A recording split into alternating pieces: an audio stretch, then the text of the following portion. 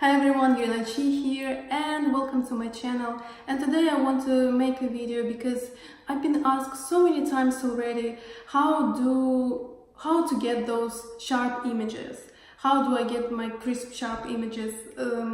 So I've decided to record the video about that and hopefully someone will find it useful. Okay, so first what I wanted to talk about, and very important point, is lighting. So when I started photography, even before I even thought become a photographer, I was taking pictures of my jewelry with my models. I knew nothing about photography at the time. I literally had to read manual to find the shutter release button. A lot of time when I was reviewing the pictures, I noticed that they was kind of lacking the sharpness, or the focus was in the right spot. Like the focus was not on the model's face, but like somewhere else, like usually in the middle. At the time I didn't know how to fix it. I knew nothing about photography at all. I knew nothing about cameras. And yeah, but it was really annoying to me though. But the manual wasn't really answering the questions and at the time, and I don't think I was yet involved in photography that much to kind of look for a solution actively. And then I came to States, and my mother, we went outside, and I remember it was maybe like 1 or 2 p.m. so it was like a bright daylight, no clouds, like very bright sun. And I asked my mother to take some pictures of her, and then I took some of hers. And later on, when I came home and I uploaded the picture, I noticed how sharp they were.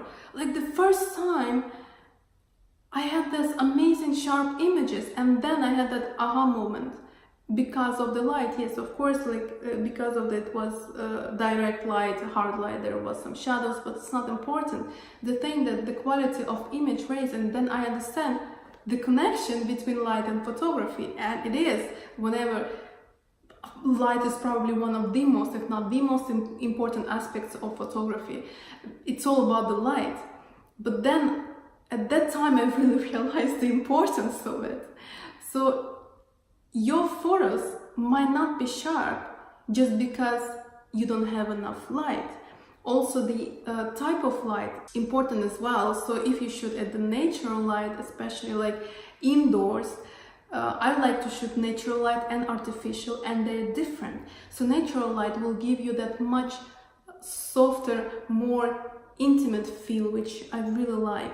But it will not be as sharp and contrasty as whenever you shoot artificial light. That's why whenever usually you do a commercial work or fashion or beauty, you use artificial light, speed light or continuous or whatever, something of that sort, just because they give you that sharpness. So if you shoot natural light, don't expect it to have that same sharpness as when you shoot a strong artificial light. So light, number one is the light. Make sure that your camera, whenever you shoot at, has enough light to have that sharpness. Number two was the game changing for me is the manual focus. So now every time I take shot, I put focus to the eye of the subject, and I photograph people, but it's not if subject or the object. If you photograph something, I select manually focus all the time. So I do use autofocus, but I press the button and I have a grid of the squares, and then I choose the specific square that is the closest to the level of the eye of the subject.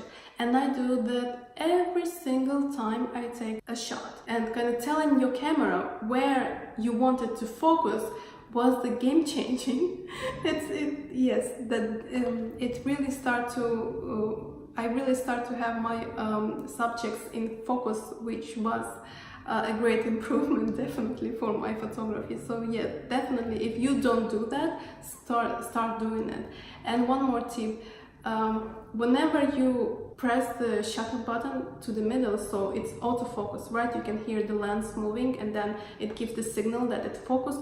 Make sure that you not move forward or back after it focus, because after you focus you have to take the shot. If you will move, it can go out of focus. And the third aspect important worth mentioning, how to increase sharpening of your images, it's also post-production, is editing software that you use. Editing your images from the raw, wherever you use Lightroom, Photoshop or any other editing software, you can increase sharpness, and I know a lot of photographers do. I personally don't really like that. I might increase it. What I do, my trick that I use for majority of my images is after I done editing, I just increase the sharpness. In Photoshop, I take sharpen tool. It's just like a little triangle. And on the new layer, I just sharpen the eyes of the subject, so just have the crisp eyes. That's usually the only sharpening I do, but you can definitely increase sharpening of the image. There's a variety of different ways to do that. Let me know if you want me to do a video about that. You can also adjust contrast. You can adjust highlights and shadows. You can adjust clarity. You can adjust sharpening. So all those things are also impact and affect the final image.